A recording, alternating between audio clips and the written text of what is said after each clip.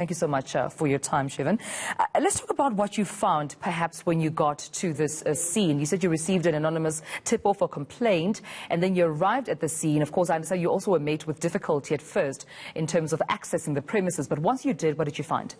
Well, once we got onto the premises, we were accompanied by the South African Police Service and a veterinarian from the Johannesburg Wildlife Veterinary Hospital. And what we found on that premises is nothing short of horrific. We found animals to be living in abhorrent, deplorable conditions. Animals were found to be kept in cages which are completely unsuitable for the species. The entire facility that houses over 1,000 birds was overrun with rodents. It was infested with various spiders. Some of the birds couldn't even fly in their own enclosures. That's how much the cobwebs obstructed the flight of the birds in the enclosures. And they are parrots, so they do require they do need to fly. So what I found particularly concerning is that the owner of these premises is actually, someone very senior. It's the deputy vice chairperson of, the Parrot Breeders Association of South Africa. You would think that someone in that stature would uphold the morality and, the code of conduct, or at least an understanding of how to conduct, the livelihoods of parrots. So are there any charges that perhaps you're pursuing in this particular case? Absolutely, absolutely. The SPCA is 100% going to pursue criminal charges because this is just unacceptable. We cannot allow someone in such a senior position to get away with what is no less than a crime. It is a crime against the animals, and it is a contravention of the Animals Protection Act. We are very passionate for seeking justice for these animals because at the end of the day, it's someone in such a senior position who knows better and should know better.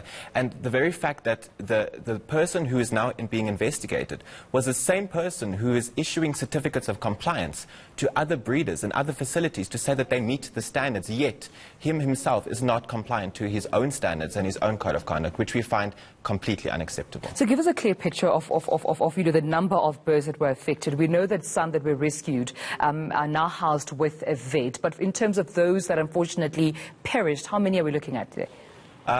We found on the premises, when we came around the corner, we were actually quite horrified with what we saw. We couldn't believe it at first.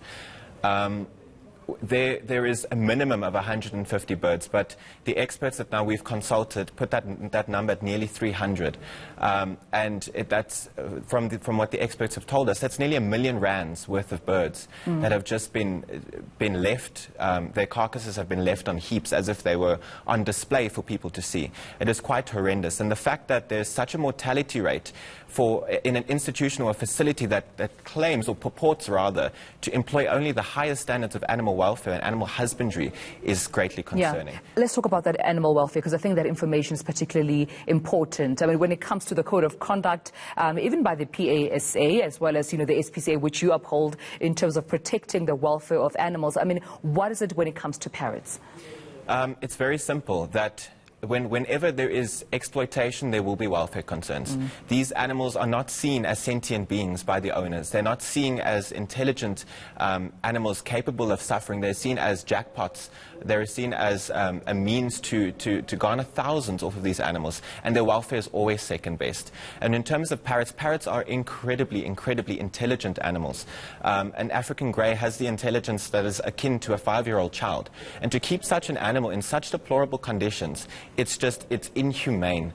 And as from the SPCA side, we are a statutory organization where we actually enforce the Animals Protection Act. And in terms of Section 2(1)(e) of that Act, it states very clearly that being the owner of any animal, any person who deliberately or negligently keeps an animal in a dirty or parasitic condition commits an offence, to which they are now liable to a fine of up to 60,000 rand or to 12 months imprisonment without the option of a fine. It is a Schedule 1 offence, and it is very serious. And the SPCA will be throwing everything we have at this case because a precedent needs to be set. All right, thank you so much, Shivan, for this update, for joining us right here on the rundown. That was the Randburg SPCA Inspector, Shivan Bodising.